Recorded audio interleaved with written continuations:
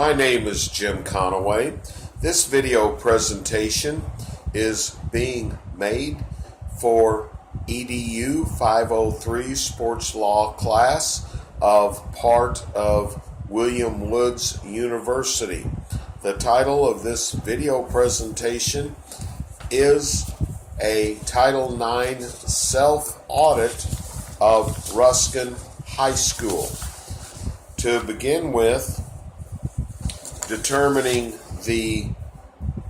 whether the athletic sports offerings for girls and boys, men or women, male or females, however you want to break down or label the two genders of an educational institution, and if they are in compliance with Title IX, this process has become indeed complex, to say the least.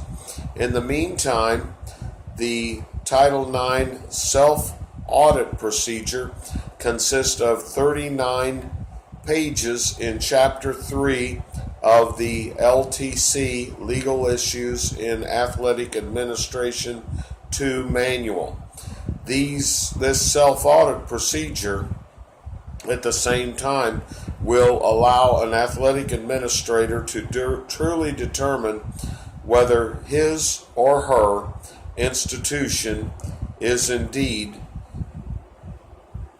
in compliance with Title IX, and it will help him or her determine what remedies or improvement in this area need to be made in order to help his or her institution remain in compliance.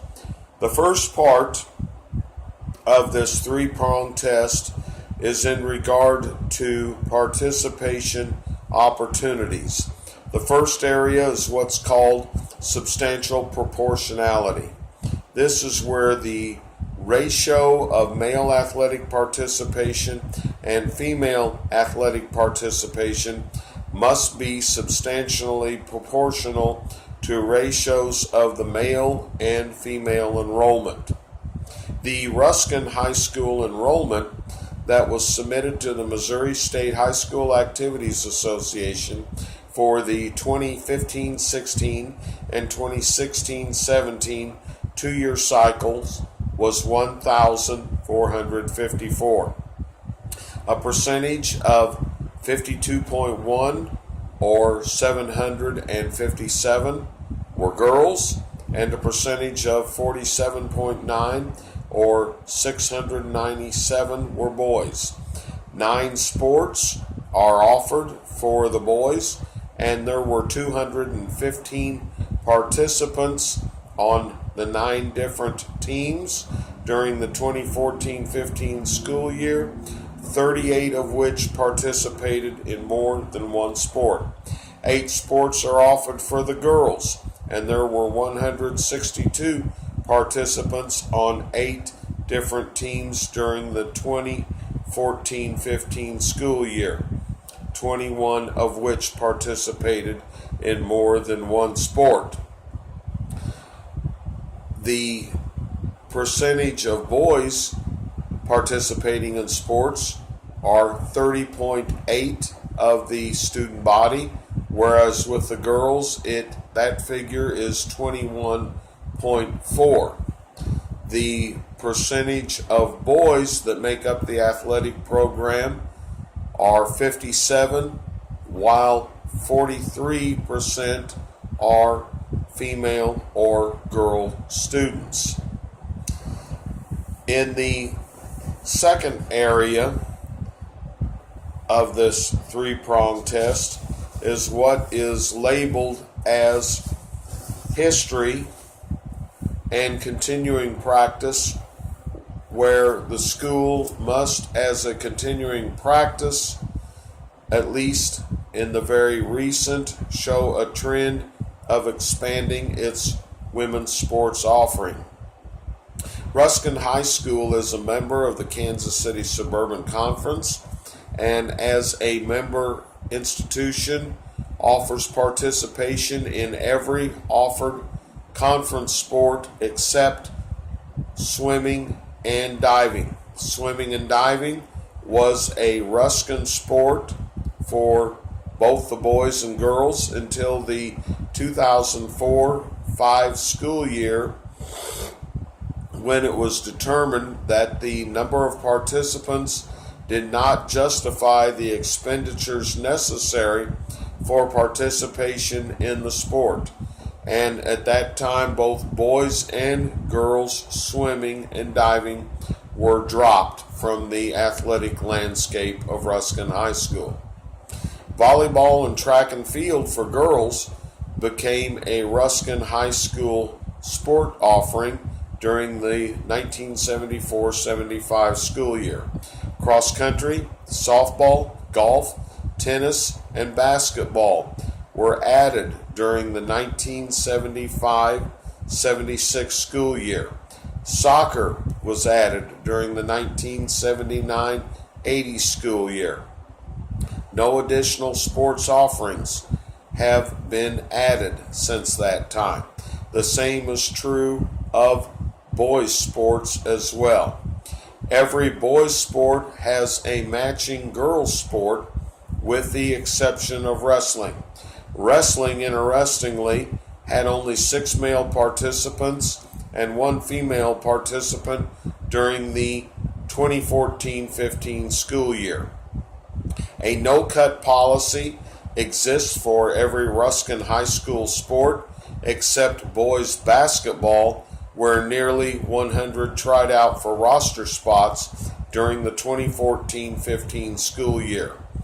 Every matching sport has the same number of levels or feeder teams for boys and girls, with 2 exceptions.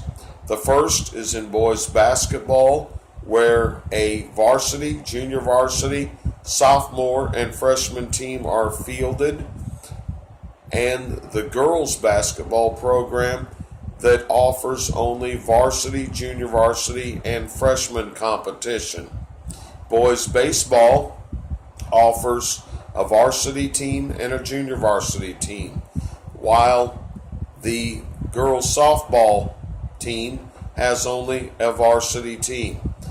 However, school officials have said that if these non-existent girls sophomore basketball team and girls softball junior varsity team, if there were enough participants, that these teams would be added as a part of the program. The matching sports programs for boys and girls have nearly the same budgets.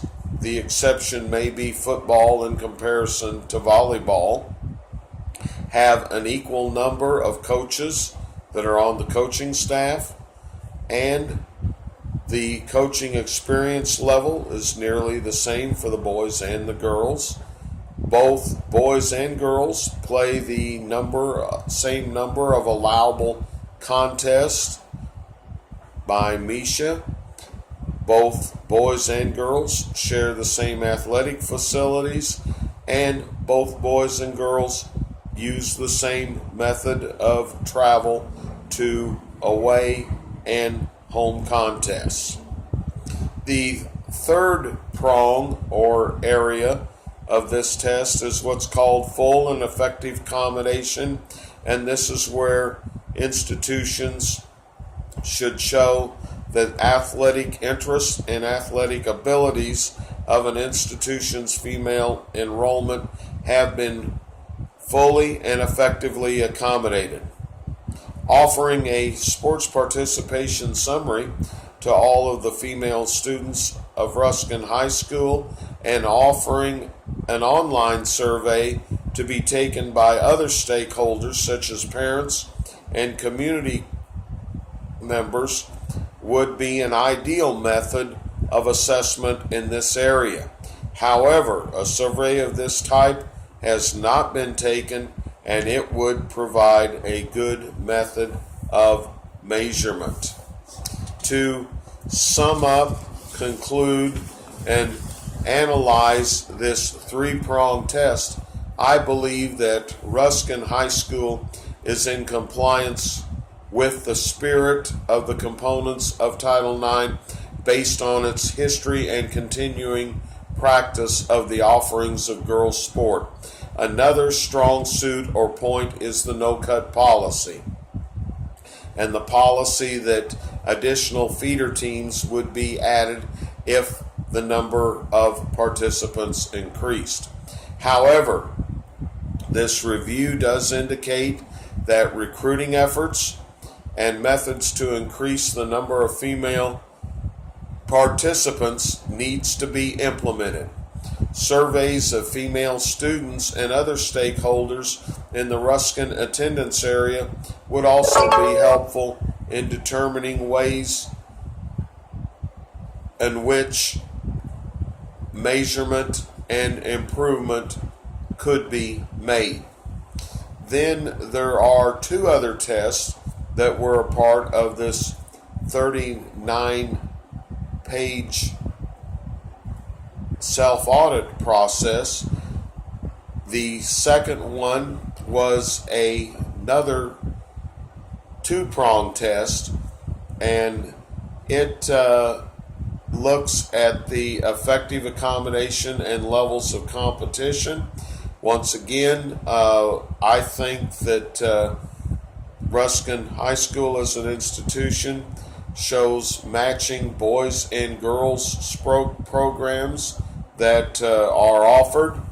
It is a positive in that the same number of contests are played for both genders, and then also both the boys and girls have equal access to preseason, holiday, and other competitive opportunities.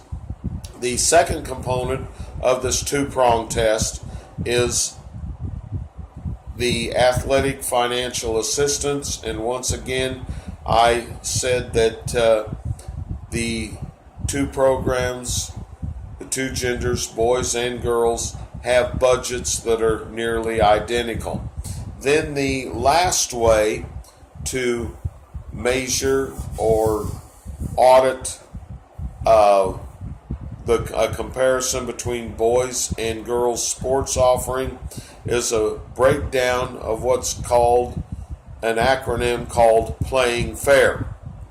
This involves protective athletic equipment and other athletic supplies. L for locker rooms, practice and competition facilities.